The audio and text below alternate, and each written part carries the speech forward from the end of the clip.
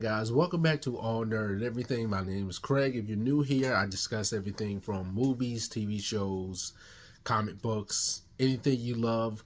I I discuss. And over the weekend, I finally, well, not finally because the movie just came out, but I went to see Fantastic Four: First Steps with my dad and my niece, and this has been one of my most anticipated films of this year.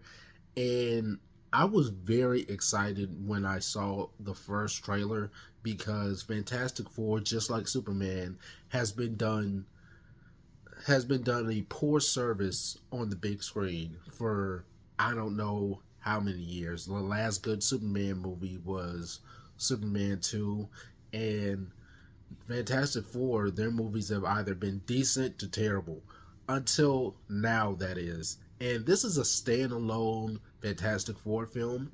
And after watching this, I actually think Disney, well, Disney, Kevin Feige should do more standalone Marvel films because after Endgame, it just feels like a homework assignment to constantly watch all these projects that they put out, whether it's animated stuff that's connected to the MCU, which is a headache, like What If. I mean, in my opinion, I think What If should be its own series that's not connected or influenced by the stories of the MCU.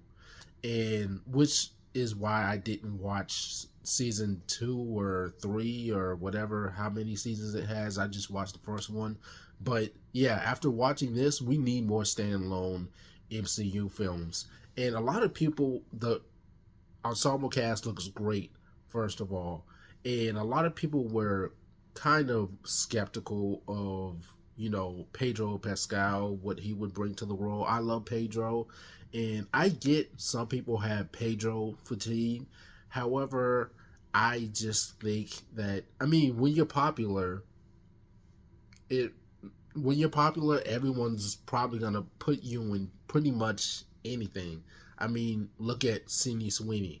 I mean, look at Zendaya. I mean, she hasn't had a film come out this year, but for the next couple of years, she is going to be very, very busy. And Joseph Quinn as Johnny Storm and Vanessa Kirby as Sue Storm. I'm blanking on the actor's name. I can't pronounce the actor's name that plays as Ben the Thing that plays in the Bear. I always mispronounce his name wrong, so someone's gonna have to tell me how to pronounce it. But the ensemble cast looks great, and I was really hoping, both fingers crossed, that this would break the curse of bad, not only bad to mediocre MCU films that we've gotten over the past, I don't know how many years, but bad Fantastic Four films.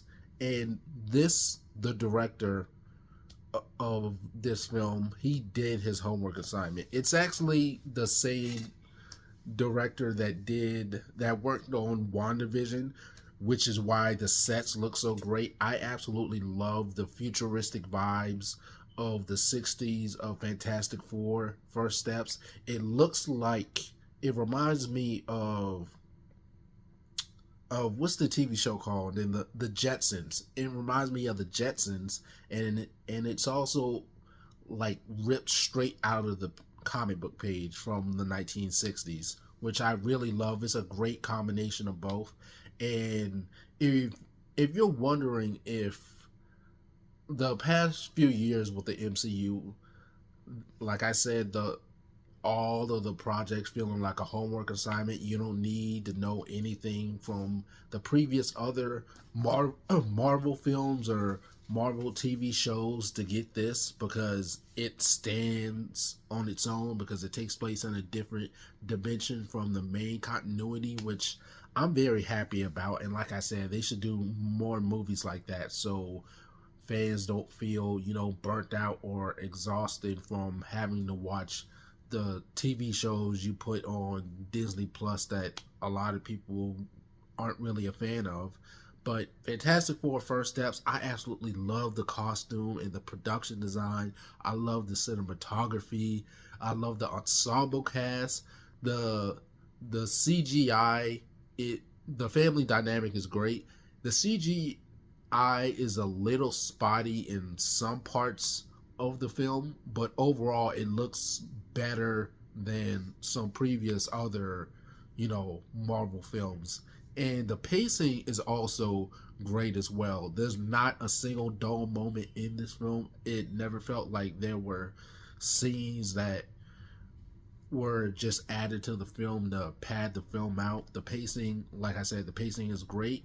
The Within the first 10 minutes of the film, I was immediately drawn in to this world of, this supernatural family that is beloved by the media and by the public, which we didn't really see a lot of early in the mid 2000 films with Chris Evans and Jessica Alba. We got a little bit of it, but in this film we get a great taste of how the public views the Fantastic Four. And Ben, the thing and Johnny, while they are comedic reliefs in the film, unlike other Marvel films, they don't overdo it with the humor. This film is about family, and yeah, while they, have their little spats back and forth like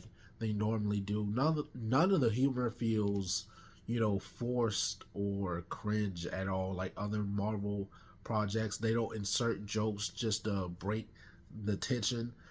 The movie, for the most part, is essentially a family drama that makes you forget that you're watching a comic book film. A lot of times I totally forgot that I was watching a Marvel film until, we got certain fight scenes involving the Silver Surfer and Fantastic Four, which, by the way, Julia Gardner as the Silver Surfer, she was fantastic. She was awesome. And with Galactus, Julia Gardner as Silver Surfer and Galactus, both villains, are finally done justice, because Galactus for a long time has been done dirty on.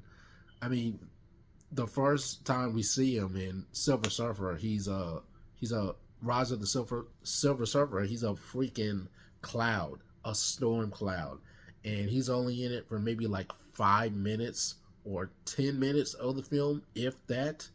And this movie finally did Fantastic Four fans.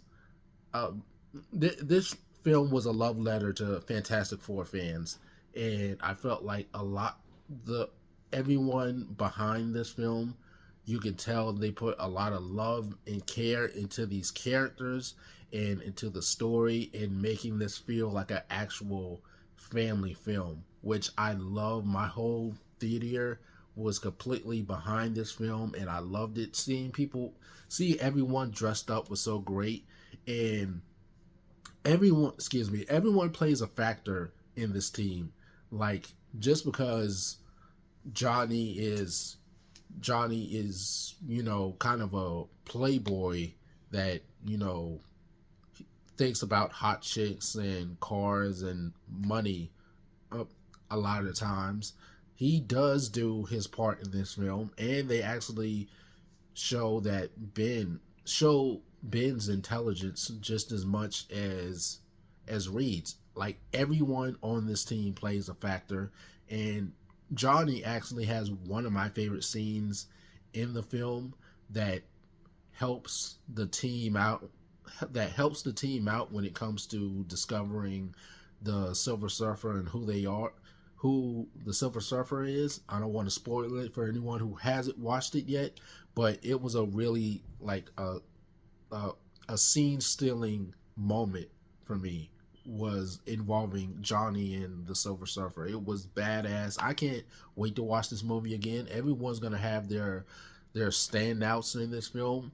And when I was watching this, I didn't see Pedro Pascal. I saw Reed Richards and Vanessa Kirby and Pedro have excellent chemistry together. They actually felt like an authentic, like like an authentic husband and wife, and I absolutely loved it. There's a scene towards the end of the film that almost had me sobbing, and I absolutely love this. This is now the best Fantastic Four film. It's no longer The Incredibles, because fans have said that for years. It is now Fantastic Four First Steps. I love this film. Like I said, some of the CGI is a little spotty, but it's not as bad as the CGI in other Marvel films. But other than that, I love it. I'm going to go rewatch it. I got the popcorn bucket, not the Galactus one, because I'm not paying $80 for a popcorn bucket. Are you kidding me? And yeah, I just got the little tin the tin popcorn bucket. That was enough for me. But yeah, I give this probably 4.5 stars. If it wasn't for, like I said, the spotty CGI, I would have ranked it higher. But other than that, those are my thoughts on the film.